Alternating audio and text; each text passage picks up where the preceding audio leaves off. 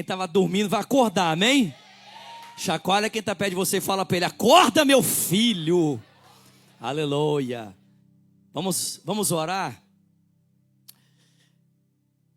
Feche os seus olhos. Pai, obrigado por esse dia, obrigado por esse privilégio de nós estarmos aqui, sentados em volta de tua mesa, para ouvirmos a tua voz através da tua palavra. Nós pedimos ao Senhor que o Senhor nos dê olhos para ver, ouvidos para ouvir e um coração sensível, Senhor, para receber cada palavra que o teu Espírito deseja falar ao nosso coração. Ao pregador desse dia, conceda-lhe graça para que no abrir da sua boca somente a palavra do Senhor seja ouvida e nenhuma outra. É o que nós pedimos e agradecemos em o nome de Jesus. E quem crê, diga amém. Abra comigo a sua Bíblia, por favor, em 1 de Tessalonicenses, primeira carta de Paulo aos Tessalonicenses, capítulo de número 2. Gente, eu estou de blazer porque é aniversário da igreja, amém? Eu quero estar chique. Eu quero estar chique para comemorar o aniversário da igreja, amém? Eu botei um blazer. Tudo bem que meu blazer não tem nada a ver com o tênis que eu estou usando, mas eu estou de blazer mesmo assim, amém? Porque o meu tênis não manda na minha roupa. Então eu botei o tênis errado com o blazer mesmo assim, porque eu não tenho outro tênis também para colocar. É só esse aqui, que o resto já está tudo no Texas, aleluia, amém? Aliás, estamos de novo endereço, amém? Estamos de casa nova, moramos agora em Dallas, no Texas, tá? Foram 18 horas de viagem para chegar aqui, amém? E quando acabar o culto, eu vou fazer essas 18 horas de viagem de novo. Mas é uma bênção, amém? Poder estar aqui para celebrar com vocês. Glória a Deus. Gente, se você não me conhece, eu me chamo Vinícius, eu tenho 40 anos. Eu sei que não parece. É que gente pequena não envelhece, entendeu? Sou casado com a Virgínia. Temos uma filha chamada Valentina, tem 2 anos e 6 meses. E agora eu sou o pastor da Lagoinha de Dallas, entendeu? Tô chique, amém? Mas o mais importante sobre mim é que eu sou lavado e remido pelo sangue de Jesus, amém, gente? Eu compartilhei uma outra palavra no primeiro culto, e eu quero desafiar você depois, se você quiser assistir. Eu falei sobre valores, e nesse segundo culto eu quero falar sobre as marcas de um ministério saudável, amém? Porque quando a gente faz aniversário, é uma oportunidade de nós pensarmos sobre crescimento, maturidade, amém, gente? E como foi bem dito aqui pelo Vini, 3 anos, quando se pensa em corporação, quando se pensa em igreja, é uma data muito importante, porque é uma data que marca de fato a solidificação dessa corporação, dessa igreja, amém, gente? Então eu quero falar com vocês sobre essas marcas que precisam permanecer com vocês, para que vocês continuem a ser uma igreja saudável, um ministério saudável, amém? Eu também quero aproveitar a ocasião do ministério, do aniversário do Pino, para dar umas pauladas nele, amém? Tô brincando, mas para afirmar os valores de um ministério. Tô brincando, gente. 1 Tessalonicenses capítulo 2, versículo 1 diz: irmãos, vocês sabem que a visita que fizemos a vocês não foi inútil. Então, estou aqui visitando vocês. Mas vocês sabem que apesar de termos sofrido e temos sido insultados em Filipos, com a ajuda de Deus, tivemos a coragem de anunciar a vocês o evangelho dele em meio a muita luta. Porque a nossa exortação não tem origem no erro, nem em motivos impuros, nem na intenção de enganar a vocês. Pelo contrário, falamos como homens a quem Deus aprovou e confiou o evangelho, mas não para agradar as pessoas, mas a Deus, que prova o nosso coração. Vocês sabem que a nossa palavra nunca foi de bajulação, nem de pretexto para ganância. Deus é testemunha. Também não buscamos a glória de homens, quer de vocês, quer de outros.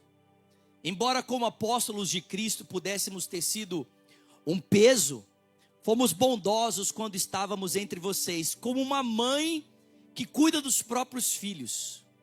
Sentindo assim tanta afeição, decidimos dar a vocês não somente o evangelho de Deus, mas a nossa própria vida.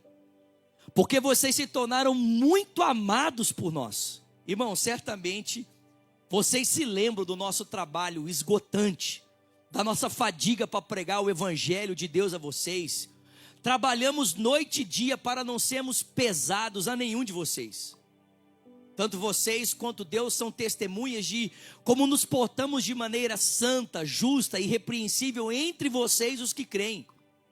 Também sabe que tratamos cada um de vocês como um pai que trata os seus filhos, encorajando, consolando e testemunhando, para que vocês vivam de maneira digna de Deus, que os chamou para o seu reino e para a sua glória. Amém? Senhor, essa é a sua palavra. Mais uma vez pedimos, fala conosco. É o que nós oramos em o nome de Jesus. E quem crê, diga. Paulo havia passado pela primeira cidade da sua segunda viagem missionária, que era Filipos. E isso está lá no capítulo 16 de Atos. Ele havia plantado ali 2 GCs, um na casa de Lídia e um na casa do carcereiro, que o havia inclusive apedrejado, se corteado. Mas vocês conhecem a história. Por volta da meia-noite, enquanto Paulo estava preso, eles cantavam hinos a Deus. A Bíblia diz que Deus moveu a prisão, o cárcere, com um terremoto. Foram soltos os grilhões. E a Bíblia diz para mim e para você que o carcereiro, pensando que todo mundo ali tinha fugido, falou assim: eu vou dar cabo da minha vida, porque dentro da estrutura do Império Romano, isso implicaria na fuga dos presos na sua própria vida. Então ele falou: quer saber de uma coisa? Já que eu vou morrer, eu vou me matar. Mas Paulo grita de lá de dentro, dizendo: não faças mal a você, porque estamos todos aqui. E o homem, percebendo que aquilo era algo da parte do Deus a quem Paulo servia, ele pergunta para Paulo: o que nós devemos fazer? E aí Paulo diz para ele: crê no Senhor Jesus e será salvo tu e a tua casa.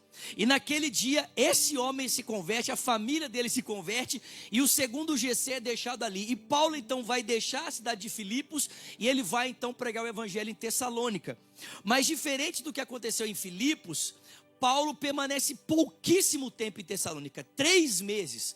Mas o impacto da pregação de Paulo naquele lugar foi tão grande, em função das marcas do ministério de Paulo, que em 3 meses Deus levantou uma comunidade muito saudável ali. Mas é óbvio que Paulo, por ter passado pouco tempo, estava preocupado com o avanço dessa igreja. E então ele vai escrever a sua primeira carta, enquanto ele dava prosseguimento às viagens missionárias. E Paulo aqui vai lembrar os valores que nortearam o seu ministério enquanto ele plantava essa igreja em Tessalônica. Esses 3 meses que Paulo conviveu ali com esses irmãos, eles puderam ver quais eram as marcas que definiam a forma como Paulo dirigia o seu ministério. E quais são essas marcas? A primeira marca do ministério de Paulo é coragem. Diga para quem está pertinho de você: coragem. Não, chacoalha ele, fala com a boca cheia, fala coragem. Em Josué capítulo 1, a partir do versículo 6, quando Josué está para entrar na terra prometida, o que Deus fala para ele? Seja forte e corajoso. Que, meu irmão, presta atenção, para ser crente não dá para ser mole. Eu achei que eu ia vir um glória a Deus, um aleluia, né? Amém? Vou repetir, para ser crente não dá para ser mole. Firma o tento, irmão. Amém? Não dá para ser mole. Em Hebreus capítulo 12, o escritor vai dizer lá no final da sua exortação: diga àqueles que estão com os joelhos vacilantes, que eles firmem o tento. Amém? Firma o tento. Põe esse negócio no eixo, amém, queridos? Por quê, meu irmão? Porque eu não sei se você percebe, mas a fé cristã se desenvolve não num ambiente favorável, mas ela se desenvolve num ambiente hostil. E se o seu cristianismo não é marcado por coragem, sabe o que vai acontecer quando a hostilidade, a sua fé aparecer? Você vai voltar para trás. O ministério de Paulo é marcado por coragem, porque tem que ser muito corajoso para andar de cidade em cidade, sabendo que o que te espera na próxima cidade são pedras, pessoas que virarão as costas para você, gente que vai desacreditar do seu ministério. Tem que ter muita coragem para entrar no segundo navio, quando o primeiro que você entrou afundou. Tem que ter muita coragem para você continuar pregando, sabendo que uma víbora pode agarrar na sua mão, ou que alguém pode te trair te denunciando para que você seja preso. Tem que ter muita coragem para continuar pregando, quando você sabe que quando você precisar das pessoas por quem você se entregou a vida toda, elas vão virar as costas para você. Tem que ter muita coragem para continuar pregando o evangelho, sabendo que a sua recompensa por pregar o evangelho não virá das pessoas e nem na vida que você está vivendo, mas o Senhor, reto juiz, lhe dará a coroa da vida quando você se encontrar com Ele. Tem que ter muita coragem.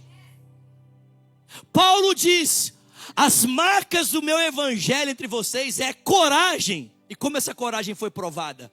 Perseguição, sofrimento, oposição, gente que falava contra, gente que perseguia, gente que caluniava, gente que tentava prejudicar Paulo fisicamente, eticamente, moralmente. Mas Paulo diz: a gente não arrega, nós continuamos firmes. O meu ministério entre vocês foi marcado pela coragem.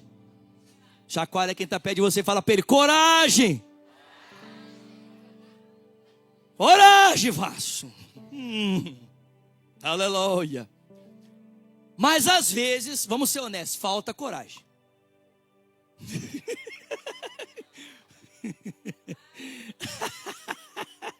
Às vezes, a gente fala de novo: Senhor.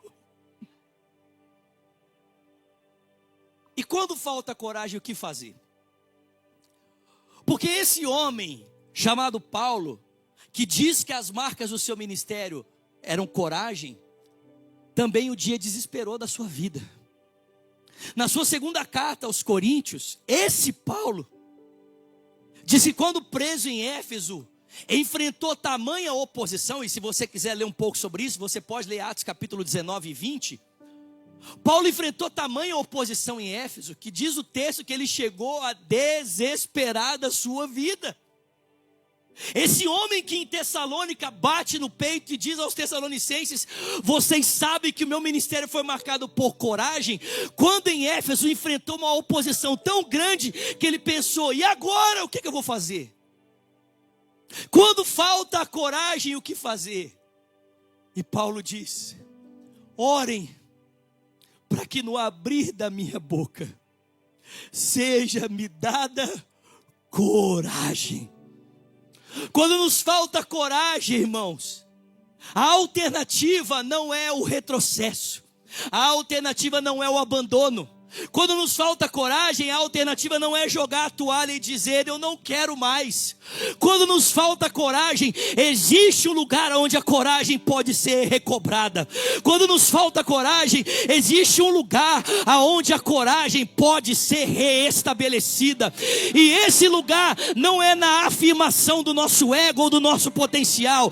Esse lugar não é na afirmação da nossa capacidade ou da nossa genialidade. O lugar onde a coragem de um cristão é redobrada é quando ele dobra os joelhos junto do trono da graça para receber bondade e misericórdia no tempo que lhe seja necessário. Paulo diz em 2 Coríntios capítulo 12, que por causa do espinho que estava na sua carne, ele rogou por 3 vezes, dizendo: Deus, eu não aguento mais. Mas o Senhor disse: não, Paulo, você aguenta sim, porque nesse lugar a minha graça te basta. O meu poder se aperfeiçoa na sua fraqueza. Quando você é fraco, então é que você é forte. A coragem de um cristão não tem a ver com a autoconfiança, mas tem a ver com a confiança que está no alto, com a confiança em Deus. Coragem, pelo amor de Deus, chacoalha alguém perto de você e fala para ele: coragem. Coragem, meu irmão. Deus não te deu um espírito de covardia. Deus não te deu um espírito de temor, mas de poder, amor e de equilíbrio, de moderação. Coragem. Seja forte e corajoso. coragem. E mesmo que se necessário, peça para que outros orem por você.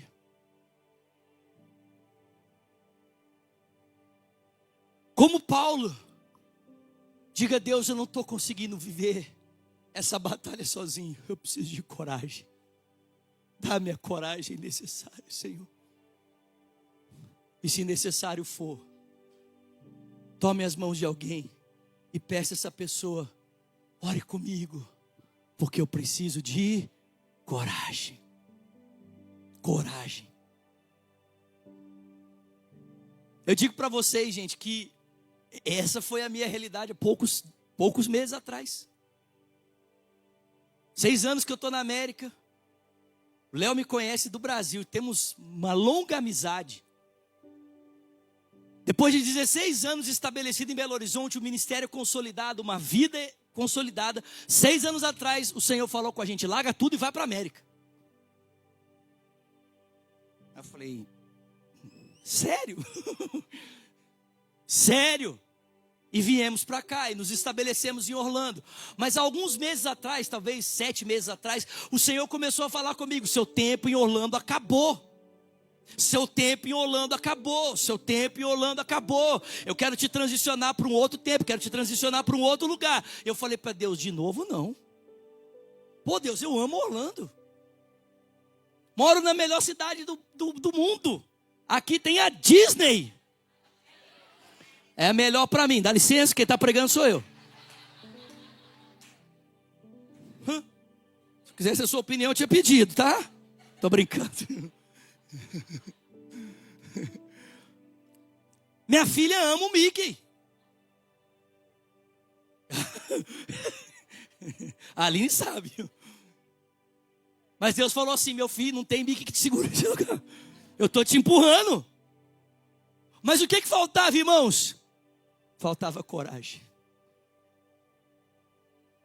Coragem para abrir mão da minha segurança. Coragem para abrir mão da segurança financeira. Coragem para deixar o que a gente já havia construído, para abraçar o novo que Deus estava colocando diante da gente. Faltava coragem. É verdade que há 3 anos atrás eu já tinha tentado dar esse passo de fé, mas o medo num momento como esse foi tão paralisante. A minha esposa sabe do que eu estou falando, gente, que eu entrei em desespero, eu não consegui me movimentar. Eu não consegui dar um passo na direção desse novo. O medo me paralisou. Para vocês terem ideia do desafio emocional que esse momento está gerando para mim, eu tive que voltar a tomar 3 anos atrás antidepressivo, porque eu não conseguia me deslocar em função do medo paralisante que se estabeleceu na minha alma. E Deus falou comigo, não tem problema, se você não está pronto agora, vamos dar um passo atrás, vamos recomeçar, e eu vou esperar você estar pronto de novo, para te tirar do ninho e te fazer voar. E esse momento chegou. E Deus começou a dizer, agora não dá mais para esperar. Eu preciso que você se posicione naquilo que eu estou te pedindo. Mas irmãos, aonde? Se esse menino que está aqui com 40 anos não tinha 3 anos atrás essa disposição, de onde veio essa coragem para abrir mão da segurança e se lançar no caráter confiante do Deus que te chama? E eu digo para você, essa confiança não vem de mim, essa confiança veio do alto. Coragem! Pelo amor de Deus. Bom, pelo menos para mim eu estou pregando, amém? Segunda marca do ministério de Paulo. Primeira, coragem. Deixa eu só te lembrar, antes de eu seguir aqui, deixa eu só te lembrar uma coisa muito importante. Em Mateus capítulo 13, Jesus fala que existem 3 vilões ao avanço da fé. Primeiro vilão, o engano, falta de entendimento. E isso abre um precedente para o diabo vir roubar o evangelho de você. Segundo vilão que Jesus apresenta, sofrimento. Esse sofrimento é causado por causa das perseguições, mas essa pessoa, como ela não tem raiz, ela não quis ir mais profundamente, faltou coragem, a raiz morre, a semente morre. O terceiro, o amor pelo mundo e o engano das riquezas. Coragem, irmãos. Nós precisamos de coragem cristã para vivermos as marcas de um ministério saudável. Coragem para viver o que Deus está nos chamando para viver, a despeito dos obstáculos que se colocam entre nós e a vontade de Deus. Vocês estão comigo? Segunda marca do ministério de Paulo. Primeiro, coragem. Segunda marca do ministério de Paulo, honestidade. Diga para quem está perto de você, honestidade. Não, chacoalha, ele fala para ele, honestidade. O que é isso? Paulo era honesto quanto às suas intenções de pregar o evangelho. Paulo não negociou as suas intenções de pregar o evangelho. Porque, meu irmão, toda essa confusão que o Paulo se meteu, poderia muito bem ter sido apaziguada se o Paulo tivesse decidido se conformar a determinadas expectativas. Se Paulo tivesse decidido se colocar dentro de determinadas expectativas, em outras palavras, falar o que os outros querem ouvir, agradar os ouvidos dos ouvintes e não agradar a Deus enquanto Paulo pregava, vocês estão me ouvindo? Se Paulo agradasse quem estava ouvindo e não ao Deus a quem ele havia sido chamado para ser fiel, essas coisas não teriam acontecido. Se Paulo tivesse se ajustado à expectativa dos judaizantes, ou tivesse se ajustado à expectativa de outros grupos que eram opositores ao ministério de Paulo, nenhum desses sofrimentos que Paulo havia experimentado, ele teria experimentado. Era fácil, era só negociar as motivações. Mas Paulo não podia negociar as suas motivações. Ele precisava ser honesto quanto à razão pela qual ele pregava o evangelho. E ele não pregava o evangelho para agradar A, B ou C, mas ele pregava o evangelho para que Deus fosse glorificado por meio do evangelho pregado, que era o seu Filho Jesus Cristo crucificado. Essa mensagem podia incomodar A, ela podia incomodar B, podia incomodar C, mas Paulo não tinha um compromisso com as expectativas das pessoas, ele tinha um compromisso com a glória de Deus. Alguém pode dar glória a Deus aqui? Não se ajuste a expectativas de ninguém, tentando transformar a sua fé em algo agradável aos outros. Em 2 Coríntios, capítulo 2, Paulo diz que nós somos como o bom perfume de Deus. Amém? Nós somos como... Fala o perfume que você gosta aí. Dior. Chiquerésimo. Fala o nome do seu perfume que você gosta aí. Não, pelo amor de Deus, fala, gente. É isso aí, maravilha. Os outros vocês perderam a língua, o que é? Não usa perfume. Que medo, hein, irmão. Enfim, nós somos o bom perfume de Deus. Só que você já percebeu que perfume tem esse negócio. Uns gostam e outros não gostam.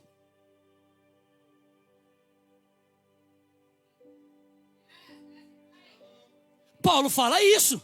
Nós somos o bom perfume de Cristo, exalando por todo lugar a fragrância do seu conhecimento.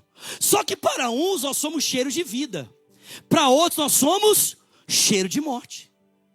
Para os que somos como cheiro de vida, maravilhoso. Mas para aqueles que nós somos como cheiro de morte, nós estamos lembrando eles da morte que está neles. Qual que é o contexto que está por trás aqui? Vocês estão comigo? O contexto aqui é o seguinte: na marcha triunfal romana, quando o general vitorioso entrava para ser celebrado, como o nosso pastor estava aqui sendo celebrado agora há pouco, as pessoas jogavam pétalas de flores. E essas pétalas, à medida que eram pisadas pela marcha triunfal, exalavam o cheiro da rosa. Só que aquele cheiro que subia para quem tinha vencido era maravilhoso. Era a lembrança de que a vitória havia sido obtida e que eles não seriam escravos. Mas e para quem tinha perdido? O cheiro era a lembrança de uma vida agora submetida à escravidão, julgos pesados e à condenação. Paulo diz, enquanto nós pregamos o evangelho conduzidos por Cristo, vocês estão comigo, gente? Enquanto Cristo nos arrasta juntamente com Ele, na sua marcha triunfal, à medida que nós marchamos com Cristo de volta para casa, a nossa pátria celestial, Jesus vai exalando através de nós a fragrância do seu conhecimento. A questão é que esse cheiro, esse perfume, para uns é perfume de vida. Quem sente o cheiro de Cristo em você e está impregnado com esse perfume santo, diz o seguinte: eu também adoro essa fragrância. Essa fragrância, Jesus Cristo é o Senhor, é maravilhosa. Mas quem está usando um outro perfume e sente esse cheiro em você, diz: eu prefiro o meu.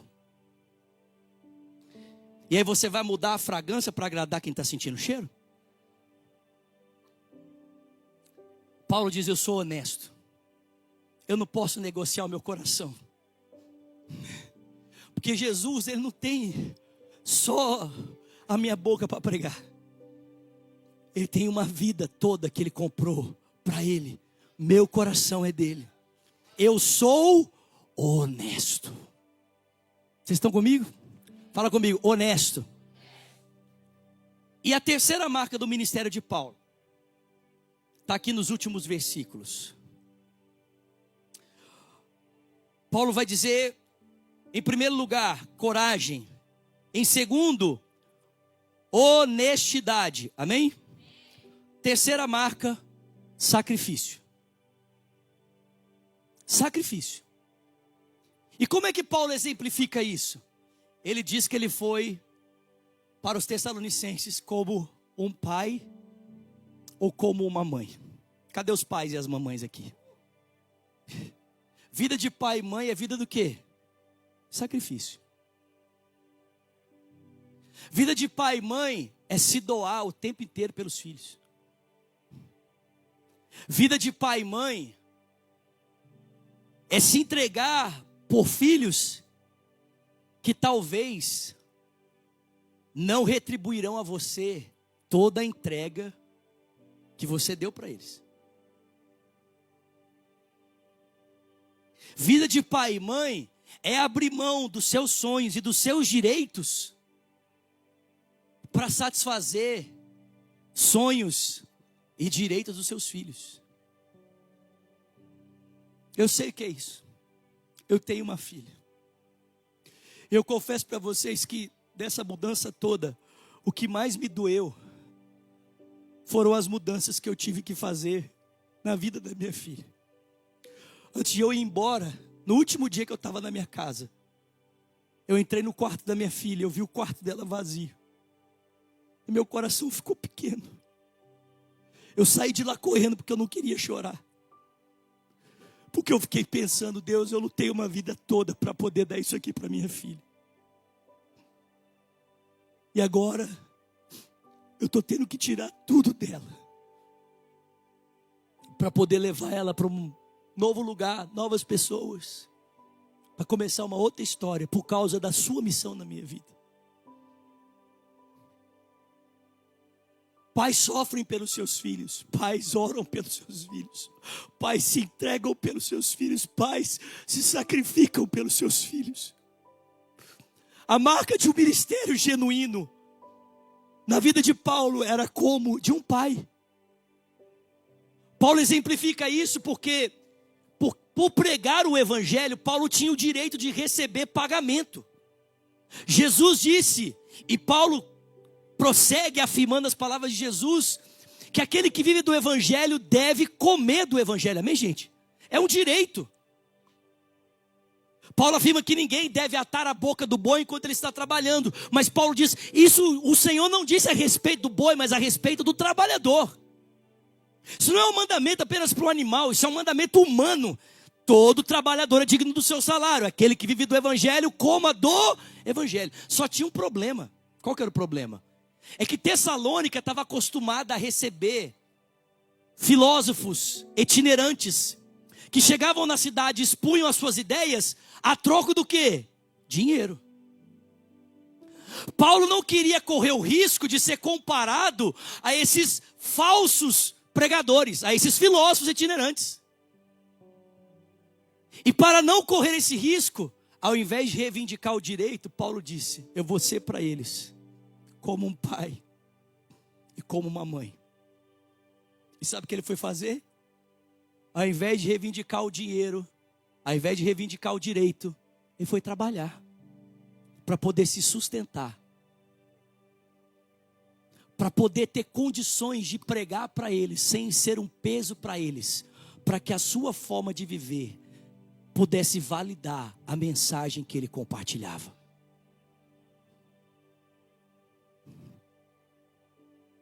Sacrifício. O Evangelho nos chama ao sacrifício. O Evangelho nos chama para uma vida abnegada, porque essa é a vida do nosso Senhor. Quem é o nosso Senhor, senão aquele que, estando à direita de Deus, não considerou que o ser igual a Deus era algo que devia apegar-se, mas esvaziou-se a si mesmo, assumindo a forma de servo, e se fazendo semelhante aos homens, sendo encontrado em forma humana, humilhou-se a si mesmo, sendo obediente até a morte, morte de cruz, sacrifício. Paulo diz em Gálatas, no capítulo 2, eu trago no meu corpo as marcas do ministério de Jesus, o sofrer por Cristo. Não sou mais eu quem vivo, é Cristo quem vive em mim. Sacrifício. Abnegação, entrega, doação. Dar a minha vida em prol do meu próximo. Dar a minha vida em prol dos meus irmãos. Sacrifício. É isso que pais fazem. É isso que mães fazem. Mães se desgastam madrugadas afora para poder amamentar os seus filhos. Mães perdem a saúde física, a saúde emocional em prol dos seus filhos.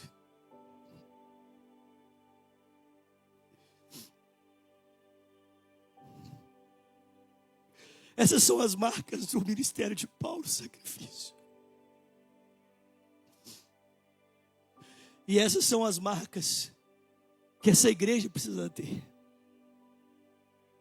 Não só o pastor dessa igreja, mas cada um de nós. Coragem, honestidade e sacrifício. É assim que a gente tem que viver, gente. Porque essas são as marcas que não apenas nortearam o ministério de Paulo, mas principalmente marcaram a vida e a trajetória do nosso Senhor. Sacrifício.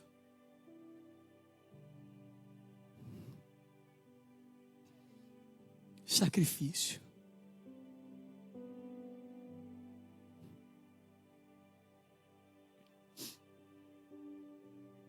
Sacrifício.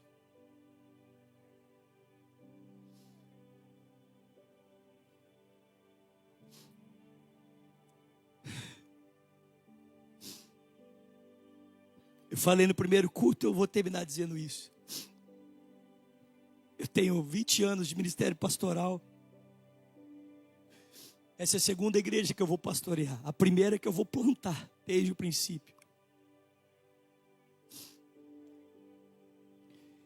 E eu não sei quanto tempo eu vou estar em Dallas. Eu não sei quanto tempo eu vou permanecer ali. Eu estou indo para gastar a minha vida. Mas eu não sei o que Deus tem. Eu não sei. Eu sei o que eu tenho que fazer agora. Eu sei o que Deus está me mandando fazer agora. Mas se daqui 30 anos, eu não sei, menos ou mais, Deus me dê a graça de poder viver o resto da minha vida ali, cuidando daqueles irmãos, eu espero terminar a minha vida e ser lembrado como um pastor Márcio Valadão. Espero que as pessoas olhem para mim e digam a meu respeito: ali vai um homem de coragem, ali vai um homem honesto, e ali vai um homem que deu a vida dele inteira pela igreja de Deus. Que eu possa terminar minha jornada com essas marcas, Pastor Márcio Valadão deu a vida dele inteira por uma igreja. E a minha oração é que ao terminar a minha vida, eu também possa ser lembrado, não como alguém que viveu para si mesmo, mas como alguém que morreu para que outros possam viver. Fica de pé no seu lugar em nome de Jesus.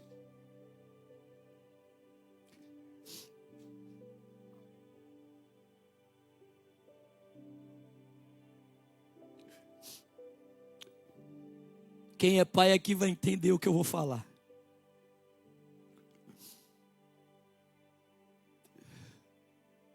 Sexta-feira, eu peguei um voo para vir para Tampa dar aula no sábado.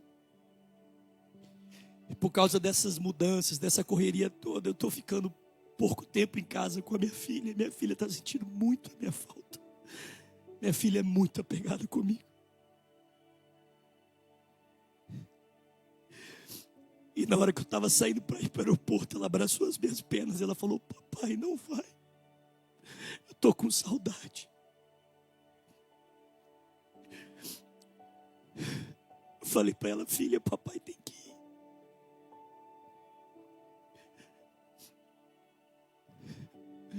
Nessas horas eu tento sair o mais rápido possível, porque se eu ficar ali eu não vou aguentar.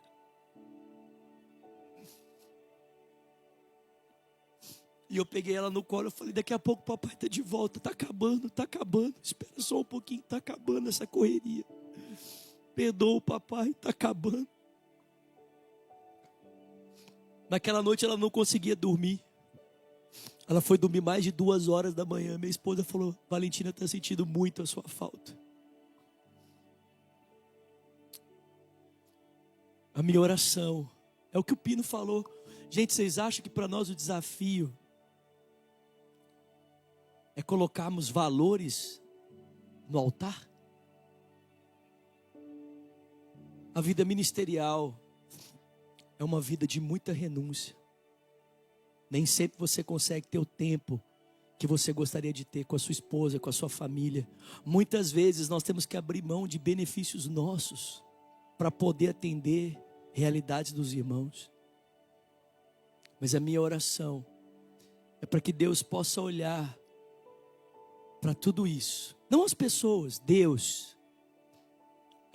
Deus possa olhar para tudo isso e Ele possa dizer: aí vai um filho meu, que guarda as marcas do meu filho Jesus Cristo. Alguém que escolheu abrir mão da própria vida para se doar pelos seus irmãos. Senhor, nessa tarde, dá-nos coragem.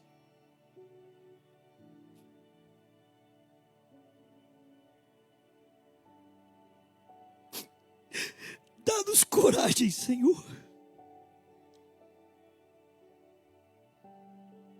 para que mesmo diante dos desafios da nossa fé, não esmoreça.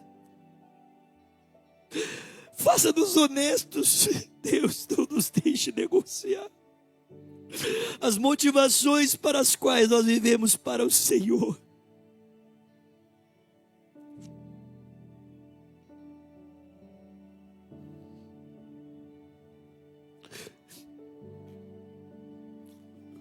Faça-nos abnegados, marca a nossa vida com uma vida de sacrifício, de entrega.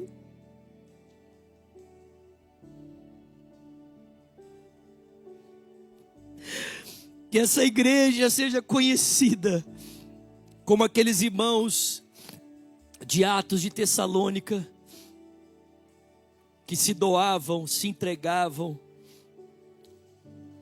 uns pelos outros. Uns pelos outros.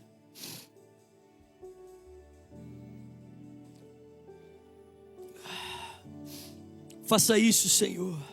Só o Senhor pode fazer isso. O Senhor conhece o nosso coração, a começar de mim. O Senhor sabe o quanto eu sou egoísta, o quanto eu sou orgulhoso, quão grandes são os pecados que precisam ser vencidos no meu coração, para que a tua vontade seja feita em mim. Mas o Senhor também conhece cada um aqui, Senhor. Eu não quero aqui me colocar como o exemplo da perfeição. Jesus é o exemplo da perfeição, nós estamos todos olhando para Ele. Mas o Senhor, pela obra do Espírito, o Senhor pode vencer todos os desafios em nós. Vence cada um deles, até que, como cantamos aqui, não sobre mais nada, só Jesus em nós, só Cristo em nós. Faça isso, papai, faça isso. Você pode erguer as suas mãos nesse dia, abrir os seus lábios e consagrar a sua vida a Ele. Vamos agonia, Sarasota, levante as suas mãos.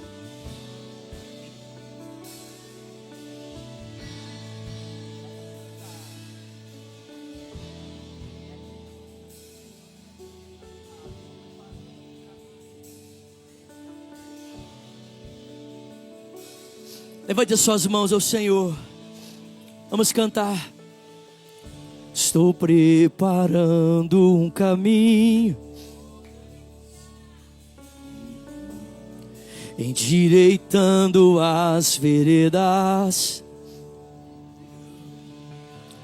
cada vez mais diminuindo, porque importa que ele cresça, e nele o meu prazer está. Eu não sou digno de desatar as suas sandálias, e nele a minha vida está, e eu caminho com a certeza de que ele virá, e é ele, por ele que eu estou gastando a minha vida, perdendo tudo por amor e com alegria, dono dos meus dias. É ele, e é ele, a minha vida,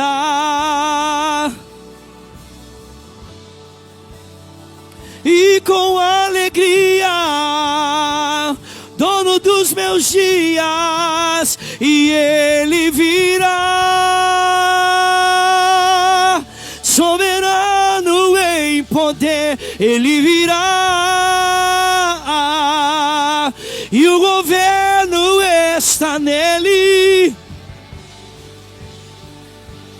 Consigo a sua recompensa, ele virá,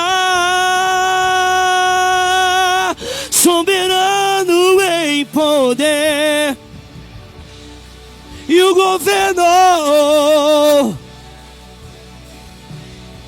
vejam, ele traz consigo a sua recompensa, e é ele,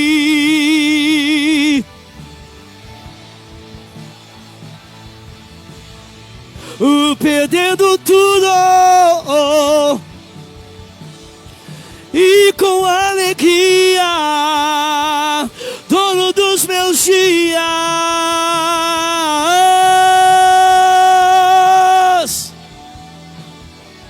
Levante as suas mãos a ele nesse dia. Abra sua boca, consagre a sua vida ao Senhor.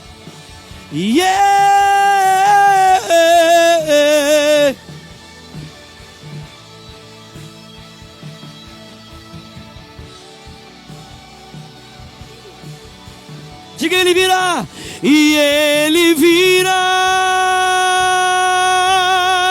soberano em poder, ele virá, e o governo,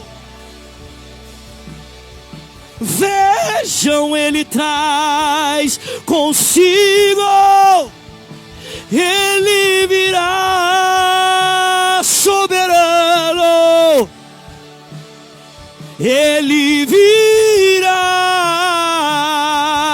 e o governo,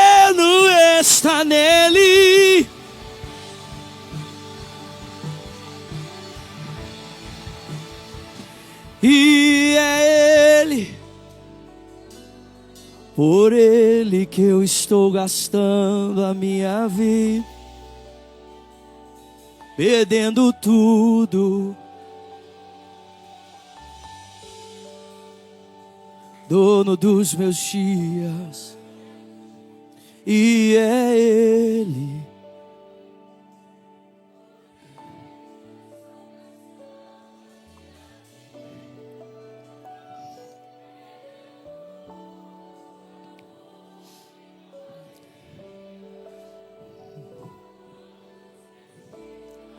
Tu és digno de tudo. Tu és digno de tudo. Pois tudo vem de ti. Tudo é para ti. Tua é a glória. Alguém pode erguer suas mãos para dizer: Tu és digno de tudo. Tu és digno. Tudo vem de ti, pois tudo vem de ti, e tudo é para ti. Tua é a glória. Mais uma vez, tu és digno de tudo. Tu és digno. Tu és digno, Jesus, pois tudo vem de ti. Tudo é para ti. Tua é a glória. Te exaltamos, te exaltamos, te exaltamos. Diga, te exaltamos. Te exaltamos.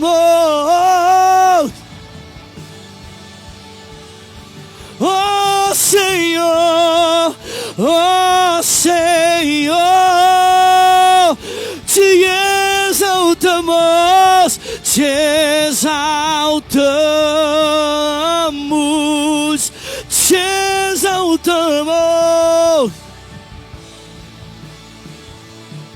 Rei da glória, Rei da glória, ó Senhor.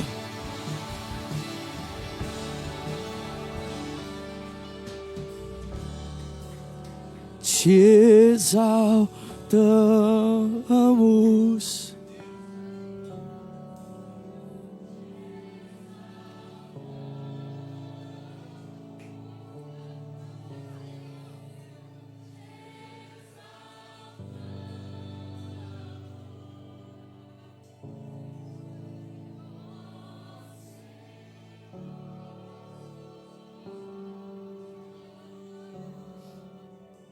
Jesus.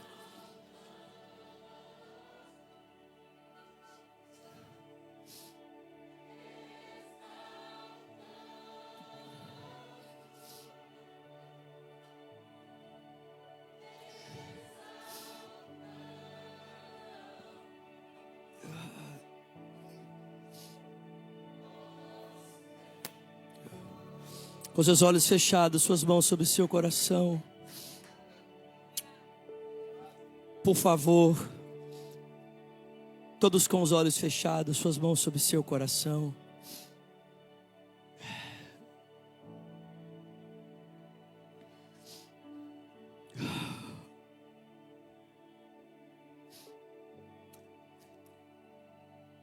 Talvez você possa pensar assim: nossa, mas todo pregador tem que gritar desse jeito para pregar?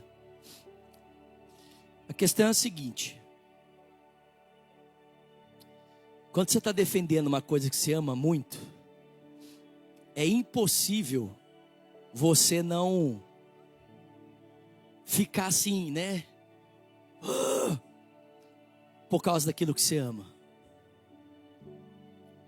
Eu não consigo pregar o evangelho de outra forma, porque o evangelho não é uma coisa para mim, ele é a razão da minha vida.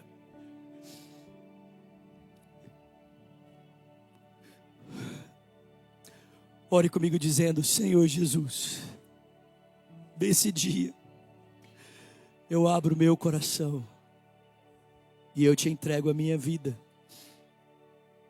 Eu reconheço que eu preciso de ti e declaro: tu és meu Senhor, meu Salvador.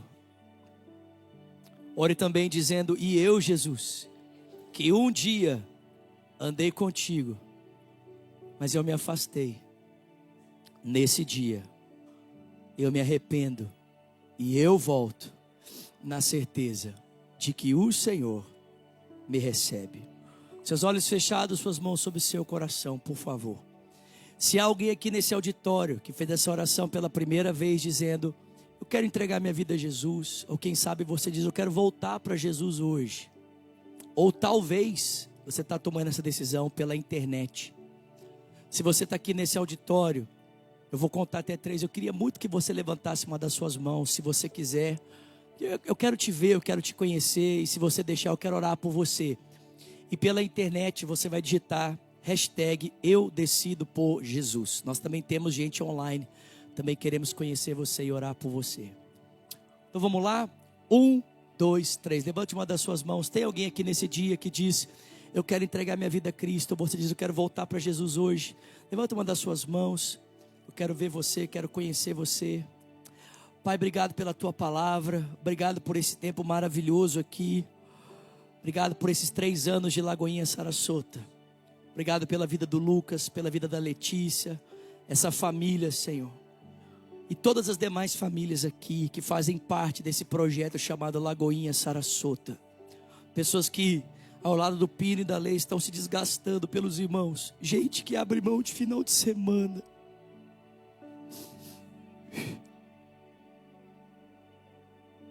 Gente que está abrindo mão de conforto, de comodidade. Gente que escolhe abrir mão do tempo de descanso para servir gente. Obrigado por esse tipo de gente aqui nesse lugar, Jesus. Obrigado por pessoas que entenderam o evangelho de verdade e estão vivendo ele na prática, à medida em que abrem mão das suas vidas para servir aos irmãos. Muito obrigado, Senhor. Abençoa cada um aqui, os que nos assistem, que essa palavra possa produzir mudanças na nossa vida. É o que oramos e agradecemos, em nome de Jesus. Amém, amém, amém. Aleluia, glória a Deus. Vocês podem se assentar, queridos. Nós queremos encerrar a transmissão. Obrigada a você que nos assistiu até aqui. Que o Senhor continue te abençoando. Que essa palavra continue falando no seu coração, em nome de Jesus. Amém.